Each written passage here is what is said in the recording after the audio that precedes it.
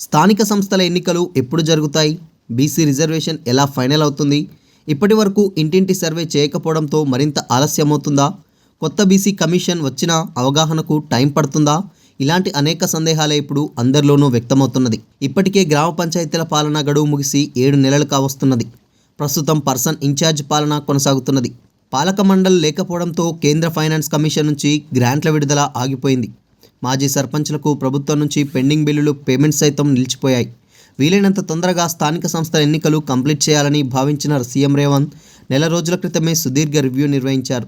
కానీ ఇప్పటి వరకు బీసీ రిజర్వేషన్ ఖరారు కాకపోవడంతో ఏ ఫార్ములాను ప్రభుత్వం అమలు చేస్తుందన్న సందేహం నెలకొన్నది. బీసీ రిజర్వేషన్ ఫార్ములాను ఫైనల్ చేయాల్సిన స్టేట్ బీసీ కమిషన్ పదవీకాలం నేటితో పూర్తి కానున్నది. చైర్మన్ సభ్యుల పదవీకాలాన్ని పొడిగించేందుకు లేదా వారినే కంటిన్యూ చేసేందుకు ప్రభుత్వం సుముఖంగా లేదన్న వార్తలు వినిపిస్తున్నాయి. కొత్త కమిషన్ను ఆగస్టు 31లోగా ప్రకటించేందుకు సర్కార్ సన్నాహాలు చేస్తున్నది.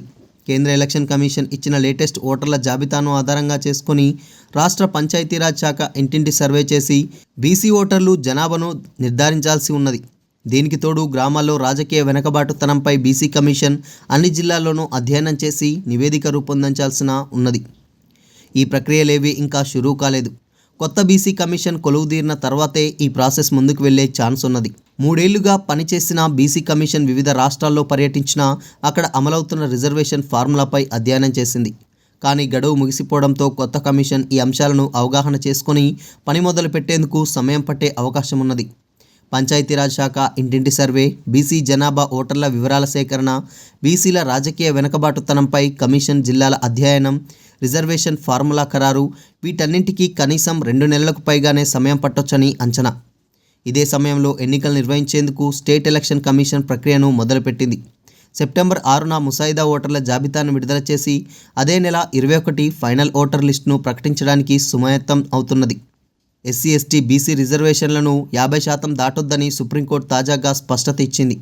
గ్రామాల్లో బీసీల రాజకీయ వెనుకబాటుతనంపై అధ్యయనం చేసి రిజర్వేషన్ను ఫైనల్ చేయాలని నిర్దేశించింది.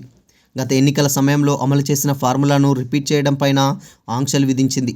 దీంతో బీసీ రిజర్వేషన్లను ఫిక్స్ చేయడం కొత్త కమిషన్కు తప్పనిసరి కర్తవ్యంగా మారింది.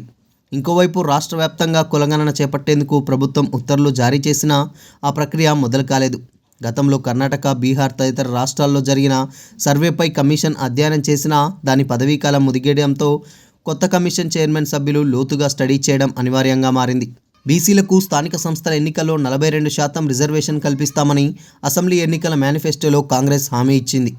ఎస్సీ, ఎస్టీలకు ఎలాగూ 22% అమలు చేయాల్సి ఉన్నందున సుప్రీంకోర్టు గైడ్లైన్స్ ప్రకారం 50%లో బీసీలకు మిగిలేది 28% మాత్రమే. గత ఎన్నికల్లో 34% అమలు చేసినా అది ఆ ఒక్క ఎన్నికలకు మాత్రమే సుప్రీంకోర్టు పరిమితం చేసింది. హామీ ఇచ్చినట్లుగా 42% అమలు చేయడం కాంగ్రెస్కు సవాలుగా మారింది. జనరల్ కోటాలను బీసీలకు మిగిలిన 14% రిజర్వేషన్ ఇచ్చి హామీని నిలబెట్టుకున్నట్లుగా ప్రకటిస్తుందేమో అనే అనుమానాలు వ్యక్తమవుతున్నాయి.